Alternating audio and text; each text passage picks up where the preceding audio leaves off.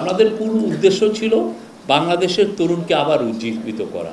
তরুণরা নতুন করে বাংলাদেশ নির্মাণ করবে, মারার প্রস্তুতি নেওয়া হচ্ছে। আপনি আপনার ছেলেকে মানা করছেন যে তুমি যেও না বাবা, ঘরে আটকে থাকো, সে কিন্তু আপনার কথা শুনে নাই, সে চলে যাচ্ছে। তখন আপনি নিরুপায় হয়ে আপনিও তার জন্য আপনি কিছু খাবার নিচ্ছেন, কিছু পানি নিচ্ছেন।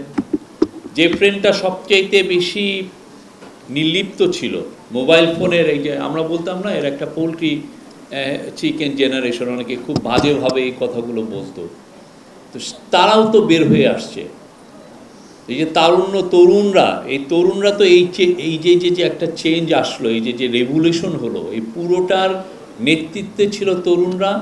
এবং তরুণরা যেন আবার বাংলাদেশকে রান্নায় আমার ভালোবাসা Jamuna gas stove. Jamuna gas stove, আধুনিক, নিরাপদ ও দীর্ঘস্থায়ী, উদ্দীপ্ত করতে পারে, সেই লক্ষ্যেই কিন্তু এই তারুণ্যের উৎসব। এবং আপনি দেখেন এই পুরো তারুণ্যের উৎসবে যেটা ছোঁয়া আসলে আমি বলবো যে আমাদের পত্রিকাগুলো সেভাবে কিন্তু এটা লেখে নাই। সারা বাংলাদেশ ব্যাপী এটা নিয়ে এমন কোনো জায়গা নাই যেখানে এই তরুণের উৎসব হয়নি।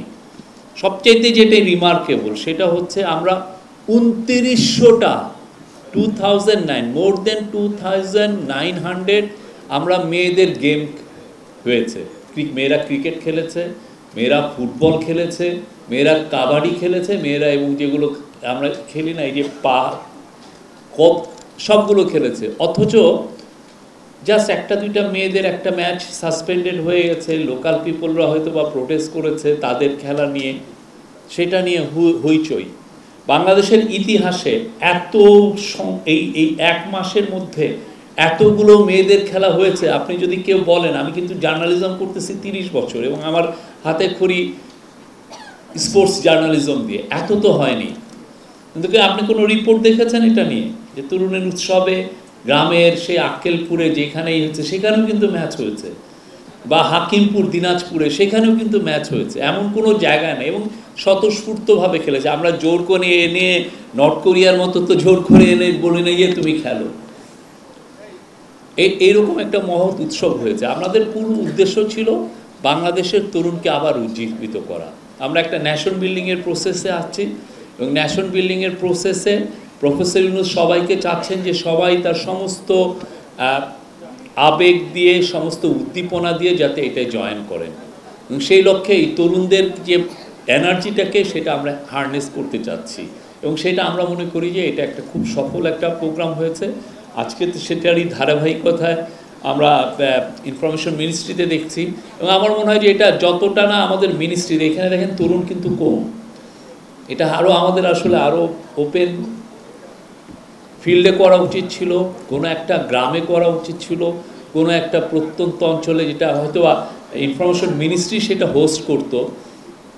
বাট আমাদের এইখানে সবাই কংগ্রিগেশনের মূল কারণ হচ্ছে আমরাও যেন তরুণদের মতো উদ্দীপ্ত হই। আমাদের মধ্যেও হয়তো এমন কিছু হয়েছে যে এটা গত 15 বছর দেখেন আমরা কেউ কিন্তু নামলাম না। আমরা ওয়েট করতে হলো কিছু নাহিদের জন্য, কিছু আসিফের জন্য, কিছু মাহফুজদের জন্য, তারা আমাদেরকে নেতৃত্বে দিবে। আমাদের যে অসিফাইড যে বুড়ো যে লিডারশিপ সেটা পারে নাই এই হাসিনার মতো একটা ভয়ঙ্কর একটা ডিক্টেটরশিপকে কনফ্রন্ট করতে। আমরা অনেকবার চেষ্টা করেছি, আপনাদের মনে আছে বারবার বড় বড় মিছিল হয়েছে নয়াপল্টনের সামনে বা পুরো ঢাকা জুড়ে, কিন্তু আমরা কেউ দাঁড়াতে পারিনি। একদিন হঠাৎ তরুণরা বললো যে আমরা দাঁড়াবো এবং দেখেন তারপরে কীভাবে চেঞ্জ এসছে। ওরা কিচ্ছু করতে পারেনি এবং এমনইভাবে তারা চলে গেছে যে এখন দেখেন তার পুরো পলিটিক্যাল ক্যারিয়ার ইজ ওভার, ঠিক না? যেই ভয়ানক যে ম্যাসাকার করেছে, যে ভয়ানক, এখন এটাকে ইউএন বলছে যে এটা একটা ক্রাইমস এগেন্স্ট হিউম্যানিটি। আপনি যখন 1400 জন লোক মারবেন, তার 13% যখন শিশু, যাদের আহাদের বয়স ছিল 4 বছর, তো সেখানে তো সবাই ক্রাইমস এগেন্স্ট হিউম্যানিটি বলবে। পুরো সে চলে গেছেন, তার পার্টি এখন দেখেন, আবার ওনারা বলে হরতাল করছে। আমি হরতালে তো কিছু দেখি না। তো বাংলাদেশে আমরা তরুণরা নতুন করে বাংলাদেশ নির্মাণ করবে, সেই তাতে আমরা সবাই একভূত হব। আমার বয়স 55, বাট আমি মনে করি আমি তরুণ, আপনারা সবাই তরুণদের যে এনার্জি নিয়ে এই উৎসবে জয়েন করেছেন, আমরা খুশি। এবং সামনে যাতে এই আপনাদের উদ্দীপনাটা, আপনাদের যে পার্টিসিপেশন পুরোটা থাকে, সেটা আমরা চাই। এবং এই বলে আমি আমার বক্তব্য শেষ করছি।